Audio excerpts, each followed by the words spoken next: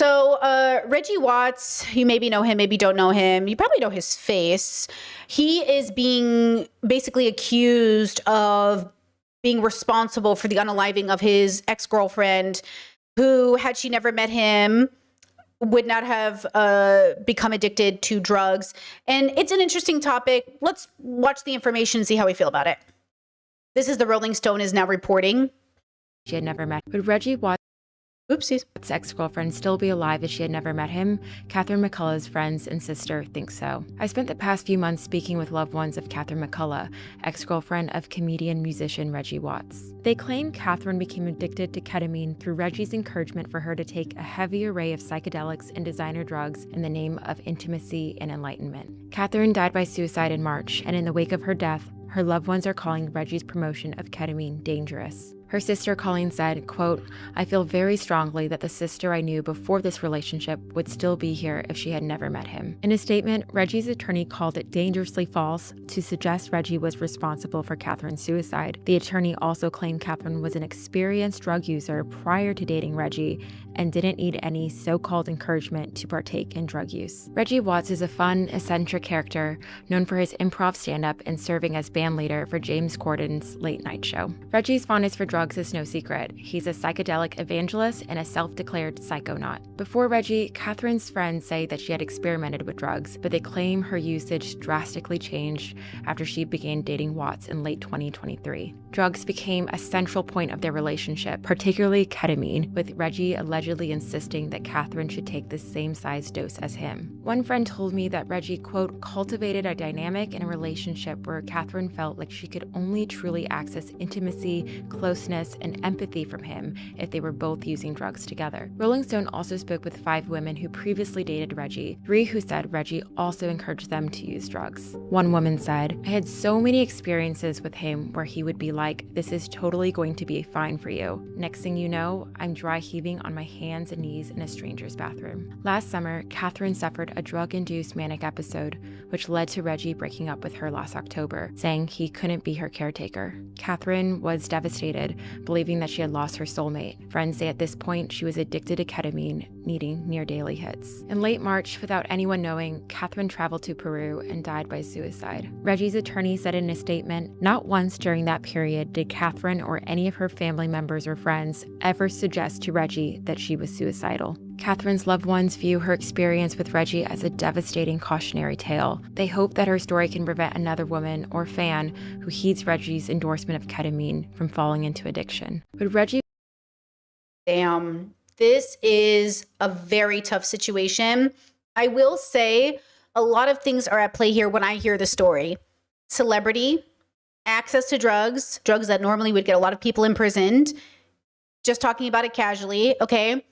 The idea that he has multiple other people who have had similar situations with him, so there's a pattern. The idea that drugs are needed for intimacy, there's something there. The fact that he works for James Corden, okay. There's a lot here that I think is a problem. I think I struggle not believing the women. It's hard for me not to be like, yeah, this makes sense, because I've seen this pattern. I've seen the pattern of a man coming into your life, introducing you to a substance and getting you addicted and hooked on him and his presence. And then when you have a bad situation, him abandoning you, right? So he was with her. He was dating her. He was allegedly in love with her. And then the moment she gets actually sick, he abandons her, right? And he goes, "I can't be your caretaker." But like, what is love, you know? So the idea is that this grown man engages with people, gives them drugs, and when it becomes too inconvenient for him, he dips. Not that unsurprising, right? Like, I think I've seen this pattern before. I can see why her family wants closure. Maybe they're looking to the wrong way to get it. Maybe it's the right way to get it. But I think, I don't know this man. I don't know his character. But I would just say that if anything that was said was true, like if he was giving doses that he was taking, if he was doing any of that, look, I come from a very safe drug culture background, meaning that when I have done drugs, when I've engaged with drugs, we've either made them in-house, knew who was making them, we bought them at safe dispensaries or legal facilities, we had trip sitters, somebody was sober while somebody was watching us, we always negotiated sober and almost never did anything that wasn't at least adjacent to being sober first before we did anything else. So I'm very privileged in the sense that even when my friends started me off on weed or somebody started me off on a drug, it was always the lowest possible dose. You know, even when I've introduced weed to people, I've always started them off on like my the littlest dose I could buy, you know, and I would never think to give someone the dose I take. You know, I remember when I first did dabs for the first time, and my brother, I don't even know the proper terminology, but my brother can do like 1,000 milligrams a night, and I was doing like 50 at my top. Okay. Like it was crazy, our differences of tolerance, because he had been doing drugs for so long. It's just like everyone has a different tolerance. So the idea that he was giving her the same dose as he was taking, or he was promising, a lot of men use drugs. A lot of culty guys do this. We see this with a lot of culty men. They do I'm going to take you on a trip to see the gods, and we're going to have sex. And a lot of abuse happens very typically in this way. So it is hard for me to doubt this story. Like, I just feel like, yeah, I know exactly the kind of person they're describing to me. Now, does that mean that matters? I don't know. I don't know Reggie Watts. You know, he's not exactly someone I was ever fond of. I never really liked his work. I never really fell into that bubble. I don't watch late night shows like that. So I've seen him over the years. He does stand up. He has TED Talks. He's famous, but I just never cared for him. So I don't know much about him. But yeah, James Gordon, like everybody knows he's a huge red flag, you know, and the fact that they work together makes me wonder. And the men in this business being entitled to women's bodies and multiple people coming out with their story, it just feels like this looks pretty bad. Okay. Now, with that said, there are some doubters. But before I go into that, even Lisa made a video. It's too long to watch now, but basically just saying like it's so much darker than we expected. So I do think this might be a good piece of information. It sounds like she really goes into it. Let's see. Unfortunately, it really doesn't matter how wealthy, successful, famous, or attractive a man is. If that man is also insecure, he lives in a hell of his own making. And ladies, the one thing he's going to try to do every single time is drag you down there with him. And rest in peace to the beautiful soul behind me. Her name was Catherine McCullough, and she's no longer with us, unfortunately. And before we get into the story, I would just like to give you a heads up that this is one of the most disturbing pieces of journalism that I've ingested in quite some time. So please be aware that every trigger warning is in effect as of... Like I'm not going to be surprised if it's a very dark story, right? And so again, I think that's the dilemma with like trusting the people in your life to care about you coming out of something in a safe way. That's why like there are safe ways to do drugs and bad, like unsafe ways to do drugs. And I think most people are probably doing drugs unsafely, but that includes alcohol, by the way. That includes the fact that drinking culture is pushed on us, at least as millennials, and that we are told to get blackout drunk or told like vomiting is a part of getting drunk and it's normal to vomit. And so again, like I just want you to remember that it is fed into us from media and from everything else, that everything we do in regards to being not sober is meant to be unsafe, because that's where the adventure is, guys. Okay, haven't you seen all these great movies, all these funny, hilarious comedies?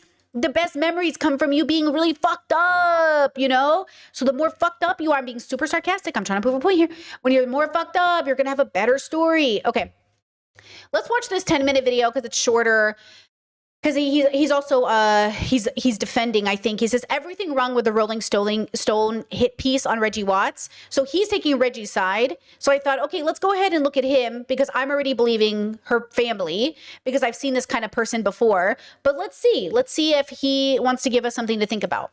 Ketamine, which means I want to talk about Reggie Watts. Hey, so I want to talk about ketamine, which means I want to talk about Reggie Watts. This Rolling Stone article came out titled "Reggie Watts is a prominent ketamine advocate. Was it his ex's undoing?" The comedian promotes ketamine and psychedelics to explore higher consciousness, yet friends of his ex-girlfriend, who died by suicide, claim his encouragement fueled an addiction. Watts' team calls the claims dangerously false. The article basically does the work of building a character. Also, just by the way, based off aesthetics, I feel like I know this man, but I don't know this man, but I feel like I've seen him before. He has a look about him. So just right off the bat, I just want to say, is this another white man who wants to defend his drug use? So he's going to make a whole video about why drugs aren't bad and it's wrong to, like, you know what I'm saying? So that's what I want to know, because I feel like I do know him and I feel like I don't like him for a reason, but I don't know what it is yet.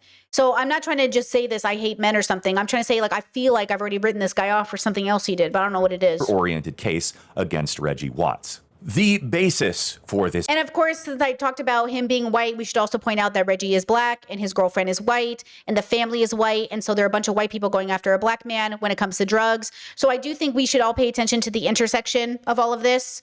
Okay? Okay? So just, I understand. I know what the optics look like. I get it. Let's make sure we keep it in mind. article ultimately comes down to some friends said that she wouldn't have committed suicide had she not been encouraged by Reggie Watts to take ketamine. Say that everything this article Okay, I'm glad Chet is agreeing that we wrote him off for a reason, but we don't remember why. claims against him is true. He's reckless, narcissistic, selfish, irresponsible with drugs. Say all of that's true. That is not a good basis to establish a person's responsibility for someone else's death. Establishing fact, I highly disagree with Reggie Watts about psychedelics. I am strongly against the idea that you need them to find yourself or open up to the world or find enlightenment. I kind of really hate that shit, actually. With that out there, Reggie seems to have completely bought the ideology, and he's attempting to preach the good word, so to speak. I find a lot of his comments about it to be dumb or irresponsible. Like he made this comment about how Matthew Perry didn't die of ketamine, when in fact there was a fair amount of ketamine in his system when he drowned in his hot tub.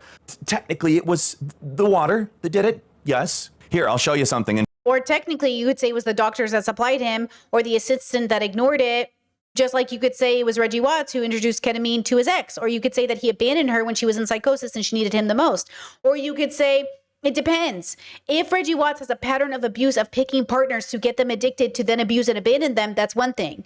If it was just a fluke and a one-off, that's another thing. But like whether it's the supplier, the enabler, there's a lot of reasons Matthew Perry died. Okay, a lot of reasons everybody dies. The question is, what is it? And like if you have an enabler in this story, then the enabler, that's the question. Is Reggie Watts an enabler? Were Matthew Perry's doctors and suppliers enablers? Interesting. How did Matthew Perry die? One sec.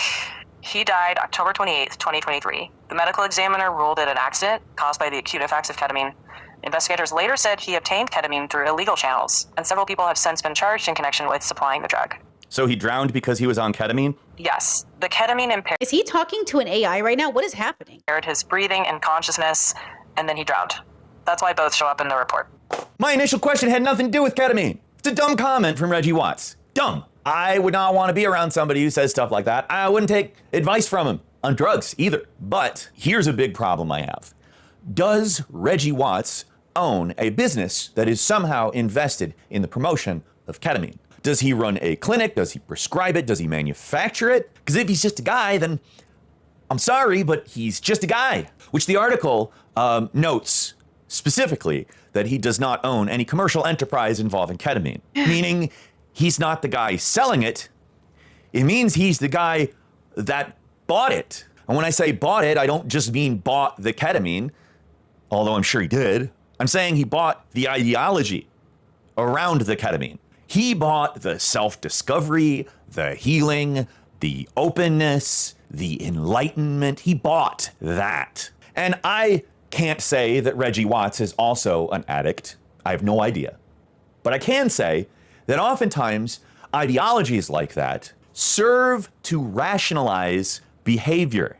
That is to say that if this article is demonstrating any proof of anything, it's that Reggie Watts is proof that ideology works. And just to be clear, I'm not here just specifically to say drugs are bad and cool. I'm not. God, he is very unlikable. Different substances that may be dangerous. It's so unserious. Like this topic is so serious. You're being so unserious about. He didn't say anything for like 4 minutes. Like nothing has been said. I'm very pro drug use. I'm not pro enabling people into drugs. Okay.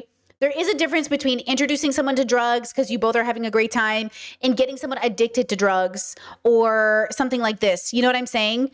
I'm going back to Lisa. I need a break. Of right now. So please take care on how you proceed. There's discussions of basically everything that could possibly trigger someone. We're pretty much going to read the whole article together here. I will give commentary throughout. I pretty much just woke up. I wasn't even planning to be. I'm not a fan of people like reading the articles on the internet, but I will say like, I bet this is a really good video. It's an hour long.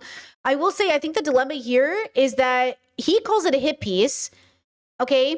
And she's saying this article is so bad it needs a trigger warning. You see what I'm saying? Like, isn't this a pattern in of itself? A man reads an article and calls it a hit piece, and a woman reads it and says, this is devastating. I can't believe the story was so dark. Okay?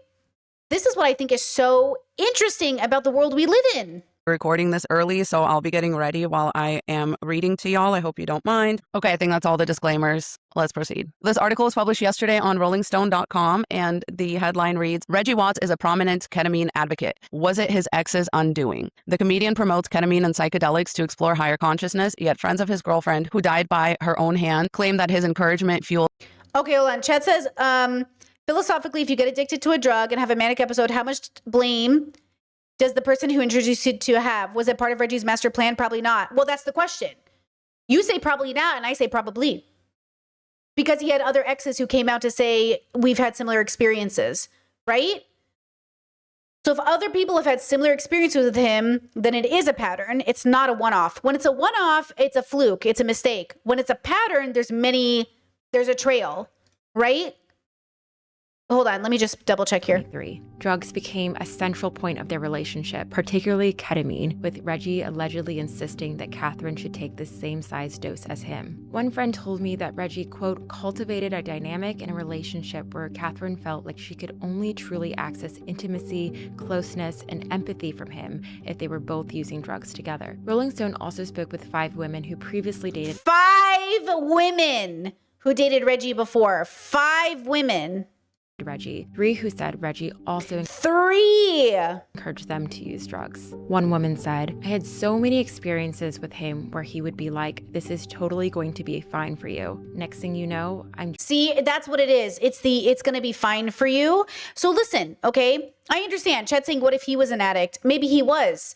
But again, guys, just because, okay, the way that justice is had is that when your body and brain do things, an appropriate amount of justice is served and people are met with the right amount of accountability. So if you're in psychosis and you hurt somebody, there's an accountability that needs to be there, but not similar to if a person kidnapped somebody on purpose and killed them in a sober brain, right? So we don't treat psychosis victims like murderers, even though they might kill somebody, because we understand they were in psychosis, right? And if they're no longer in psychosis, they're not going to kill anybody. But what is the excuse these men use? So I'll give you an example. This mother who was just on trial for being in postpartum psychosis and killing 3 of her kids. She had a pregnancy, chemical imbalance, psychosis, all of these things. She warned people. She begged people for help. She told her husband, I need help. I'm thinking about hurting the kids. And he ignored everything. Okay. What is the reason these men who get served divorce papers shoot their kids and their wife and then themselves? Were they pregnant? Did they have a chemical imbalance? Or were they served divorce papers? Right? What is your physiological excuse? Like, what are you going through in your brain that makes you do this? The question isn't that, because like, again, my friend going through psychosis taught me the world is not a safe place for people struggling.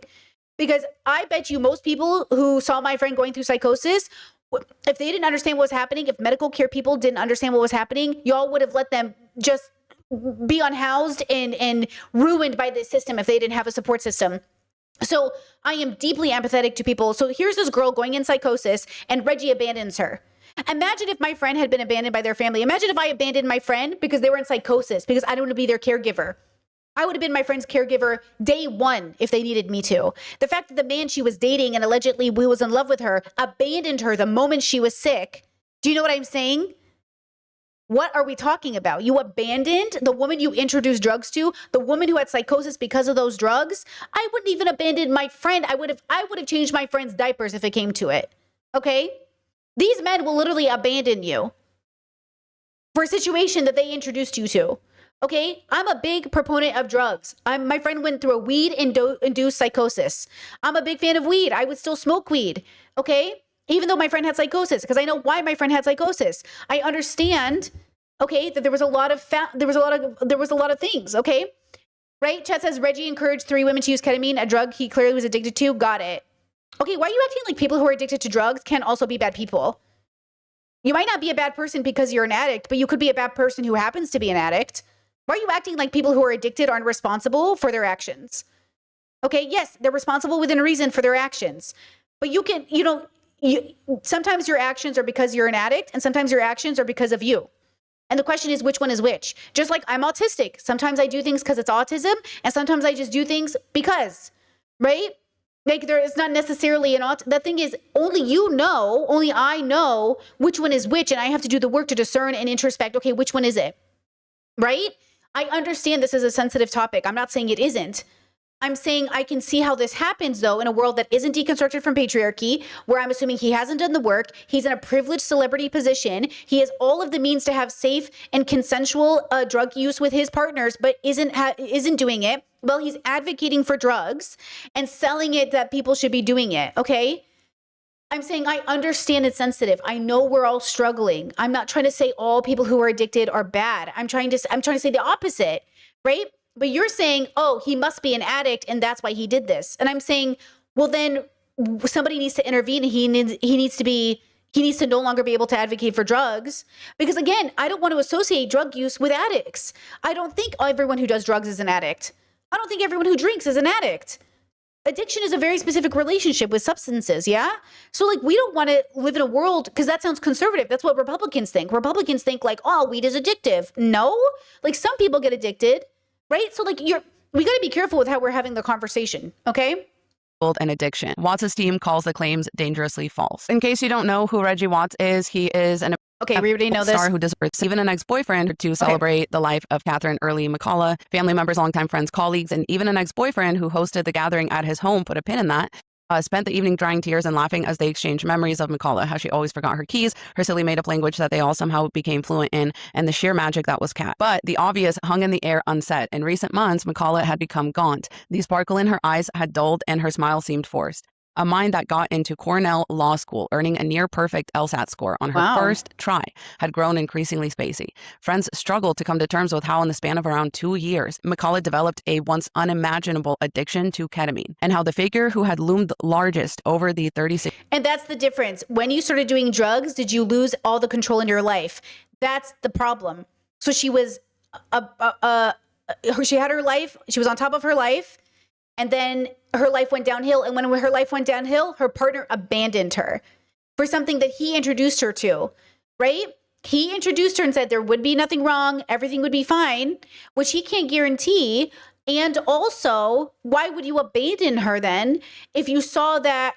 Doesn't he feel guilty? I would feel so devastated if I was like, oh my God, I introduced my friend to ketamine and they got so addicted, they lost their job and everything they were working for, and then they killed themselves. Like, why did that happen? I would spend my life dedicated to figuring out why this happened, because why didn't it happen to me? Why did it happen to her? Like, what went wrong?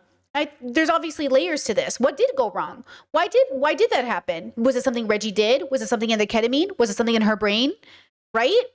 6-year-old's life was now absent, her most recent boyfriend, Reggie Watts. The article says, had it not been for McCullough's all-consuming relationship with the popular musician and comedian, 9 of her close friends and sister tell Rolling Stone they believe she would still be alive. They say that McCullough, to quote one friend, wouldn't have fried her brain without Watts's encouragement to take a heavy array of psychedelics and designer drugs.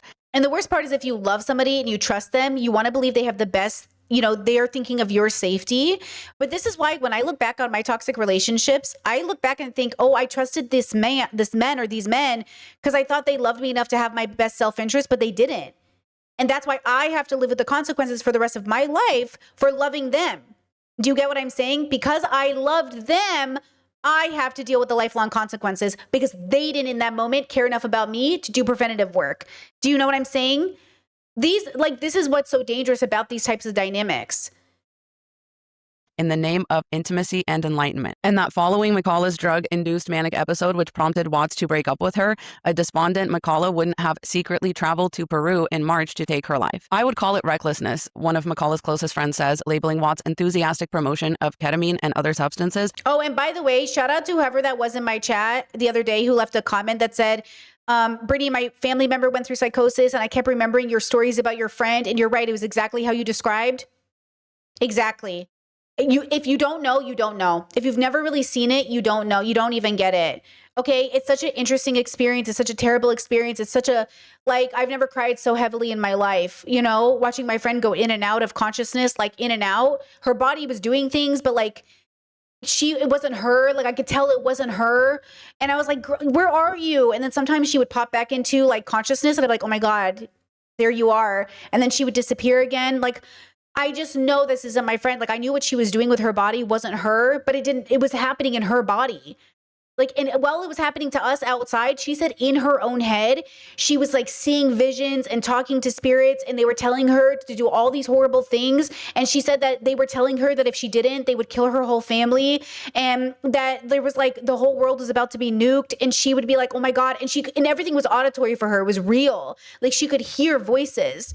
And so she was just like, I wasn't sure what to do. And you guys kept telling me things, but they kept telling me you were lying to me. It was a very heavy situation. So for someone to be going through that you love, and then you abandon them is crazy. And just for the record, when this happened to my friend, not only did her family rally, her friend showed up, her ex-husband showed up to rally for her. Her ex-husband showed up to show support. And this man abandoned his girlfriend.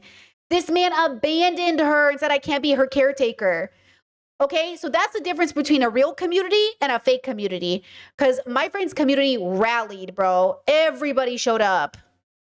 As dangerous. I'm so afraid that him being so cavalier is going to lead to irreparable harm or passing away of another person. Watts declined Rolling Stone's multiple requests for an interview and did not specifically address a majority of questions posed to him in a detailed request for comment. However, his attorney, Andrew Brettler, said it was dangerously false and a preconceived narrative to suggest that Watts was responsible for McCullough's suicide. Brettler also pushed back on Watts' alleged prodding of McCullough to take drugs with him, claiming she was already a quote-unquote experienced drug user. Ms. McCullough did not need any so-called encouragement from him, Brettler said in a statement. Still, 5 women who previously dated Watts tell Rolling Stone they recognize elements of their own experience in how McCullough's friends described her relationship with the comedian. Watts' needs prioritized above their own, the chipping away at their self-confidence, and the prompting to take substances with him. Now, just a quick little note on articles like this. Basically, anytime a major publication allows something like this to see the light of day, it's because they have done a lot of legwork around all of the claims and made sure that the piece has journalistic integrity so that they don't get sued or libeled, right? There are actually strict laws that apply to this. The point is, if you're seeing something like this on a major publication like this, they did their due diligence, and it's not just like tabloid journalism. I do feel like he's not who he projects himself. I think, okay, because Chad asked, do you think there might be any foul play in her death? She did leave the country to go. Now, I don't know why she went to the other country, if she got assisted suicide or if she killed herself from an overdose, or if they said she committed suicide. So I'm not sure if she went there to commit suicide or she overdosed. I'm not sure of the details. I'm assuming it's in the article. But I'll just say I can see why people are already upset. I'm not saying Reggie Watts is guilty. We don't know that. I'm saying I can see already why he looks guilty.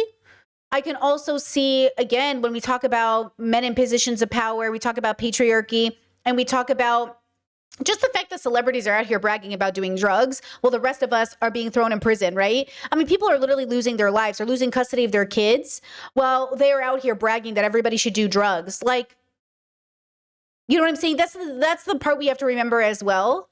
And I think people do forget that. Like, I think they forget that these people are like celebrities getting away with doing things that the rest of us couldn't even, you know what I'm saying? It's horrible. It's horrible, right? Chess says, my brother went through psychosis and I failed him. I'll have to carry that failure going forward. And I don't wish that on anyone. Look, listen, I really failed my friend when they were in psychosis. At first, I was great, but I just was so uneducated and ill-equipped to handle the second half of their psychosis. I legit had to hand them over to their family and say, like, I have to trust you with this because I don't think I'm helping. And it was the right decision. They recovered and it was better. But like, this is what I'm trying to say. Like, we all need to have the humility to say, I don't think I'm making this better. I want to believe I'm making this better. And I'm glad I was there initially because I was the one who like sounded the alarm, but I wasn't the person who needed to be there at the end. Their parents needed to be there for them at the end. And it ended up being the best thing for them. Okay. So, don't, my friends already, we've talked this through, we've talked about forgiveness and also like accepting that it was a terrible situation and nobody knew how to handle it, but it ended up being okay. Thank goodness. So don't carry it too heavy on your soul. Cause the truth is like, how many of us are equipped to handle it? Which is why I talk about it, because I just know I'm not going to be the only one. Someone else, something is going to happen, Okay, 2, 3, 4, 5 more minutes. And then Ellie and I are going to talk. Himself to be publicly, and I've seen many people hurt or mishandled in their relationship with him, says Anna, who dated Watts in 2018 and was part of his larger friend group. She requested a pseudonym to protect her privacy. I have wanted to see much more accountability than has been taken for all of this. In the 5 months since McCullough's death, her younger sister Colleen still struggles to wrap her mind around how drastically McCullough changed during her time with Watts. I feel very strongly that the sister I knew before this relationship would still be here if she had never met him. McCullough was impossible to miss. She was striking, model height with large bouncy curls that she dyed various shades of pink and blonde before settling on a captivating auburn hue. Friends describe her as a lovable weirdo who made connections wherever she went and maintained them with check-in texts and hours-long phone calls. She read voraciously, had a depth of knowledge in music, art, and film, and gravitated toward creative pursuits. She had a razor-sharp sense of humor that lent itself to her obsession with the comedy world. After years of feeling like she stuck out in her conservative hometown of Columbia, South Carolina, she moved to Los Angeles in 2016. And what a time to be living in Los Angeles, I'm sure. McCullough quickly created a network of friends through attending music gigs and comedy shows, her various jobs, and community and activist groups. She had a brief stint back on the East Coast when she quit her digital marketing position at a record label to earn a law degree at Cornell in Ithaca, New York, but she missed the sunshine and finished her final term at UCLA. It was around this time in May 2023 that McCullough bumped into Watts at a party. She commemorated the moment with a text to a friend. That photo was taken by Reggie Watts, whose ketamine I was high on. What a life. Apparently, it's a running joke that in Los Angeles, if you're out late enough, Watts will somehow materialize. The youthful 54-year-old is easy to spot. His 6-foot build, accentuated by his long frizzed out hair that he wears loose or piled high in a bun that tilts to the side. Watts comes across as lovable, goofy teddy bear, says one ex-girlfriend who requested anonymity for privacy, and someone who's always down for a good time. He's one of the most social people that I've ever met and loves staying out super late, says Dakota, a close friend of McCullough, who was also friendly with Watts and requested a pseudonym for professional reasons. When the bars closed down, he frequently hosts gatherings at his house until 5, 6 in the morning. An eccentric character with a cult following, Watts considers himself a citizen of the world. Born overseas to a French mother and an American Air Force father, he spent his early years bouncing around military bases in Germany, Italy, and Spain before his parents settled down in Great Falls, Montana. He grew up around music, taking piano lessons at age 5, playing out his own arrangements rather than following sheet music. Performing came naturally, but Watts wrote in his 2023 memoir that he was terrible at memorizing and preferred winging it on stage. These early tendencies would become his calling card: improvisational, surrealist stand-up acts, blending music, looping pedals, and comedy. Watts bounced around small bands before he began composing for comedy specials and The Key and Peele Show, and starred in the TV talk show Comedy Bang Bang. His big Hollywood break came in 2015 as bandleader for James Corden's late night show, which ran until 2023. The New York Times crowned him the most influential absurdist in comedy today in 2016. I mean, he's famous, right? Like, he has a large standing, and I think that also makes people want to love him and not assume anything bad of him. But also it forces him not to have the humility he might need to make sure he's doing right by the people that he's with. And I think that's my concern. Again, I'm looking at this more like a celebrity man in a position of power, and then these younger girls, these girls that he's with, and that makes me confused, especially when there's drugs involved or multiple partners coming up and saying like, yeah, he did drugs with us. Like, example, and then for him to abandon them when they're struggling. And look, we got to wrap up this segment, but I definitely think you should check this out if you guys want to watch the rest of it, because I definitely am going to watch the rest of it on my own time. I'm sorry we don't have more time to watch it. It's because I have a collaboration coming up, and I don't like that to happen. I didn't know the video was going to be exactly this long, but it is what it is. Okay. I'm concerned because this is a pattern I've seen with other people. I'm not saying Reggie Watts is guilty. I'm saying I wouldn't be surprised given the pattern, given his status, and given his former girlfriends coming out, okay? If you are dating somebody, if you are friends with somebody, and this is really what I want you to take away from this, guys, you deserve to feel safe and to have somebody be educated with you, okay? Anytime I've done drugs, anytime I've done BDSM, I've taken classes, talked to doctors, worked with people, made sure things were coming from a place. Listen to me when I say, may all of us have the most privileged experience with drugs, and the privilege I'm speaking about is safety. Most of us, especially millennials, we were raised with this idea that safety made it lame, okay? Like asking for consent or asking if I can kiss you. Lame. I'm telling you right now, it is always going to pay off to be cautious, to be considerate, to be loving and compassionate. It is always going to work for you and the person you're with to show them the dignity that they deserve when doing things like drugs, when doing things like sex. You know, this is worth it. It's worth the 30 seconds of what you call like lame to make sure everybody is safe. It's worth taking a class. It's worth talking to a doctor. It's worth having people on call. Okay? If you love people, you want to give them the best experience with drugs, the best experience with sex, the best experience with BDSM. If you really love people, I mean, truly love people, really dignified love people, okay, value their consciousness. You want to give them the best experience. And I know not all of us, I haven't always been this person. It took me a long time of reading, going to classes, becoming this person. So start now. You won't be this person overnight. You won't have the tools. But start now, start learning, start picking up the tools to become a person that gives people a safe experience. Just before we go to Elliot, I will say this. When I did acid for the first time, I did it with some friends, okay, family, and the person who hosted, we walked through the door and they were like, hello guys, welcome to the party. And the party being close friends and family, okay? It was like 7 of us or something. They were like, here's your pillow. Everybody gets a pillow, a blanket, a water bottle, and a snack pack. This is the bathroom. I will be your trip sitter today. And like, it was like an event made with so much love and consideration. And we took very little, okay? And it was like, next time we'll take a little bit more. But today we're introducing, it was like a host event.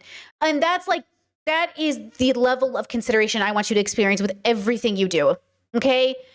It's just like, I'm telling you right now, you deserve it. You know when you watch those pamper videos of people like taking a bath and they have all the great products and the lotion and the hair mask and whatever? That's how I want you to experience drugs and sex and BDSM. I want you to experience it like you're pampering yourself at the spa. Okay? You deserve it. You really do. I'm sad for this woman who has died. I'm devastated for the people who are experiencing this. And ultimately, I just wish everybody health and happiness. Because, man, the world needs more of it, okay?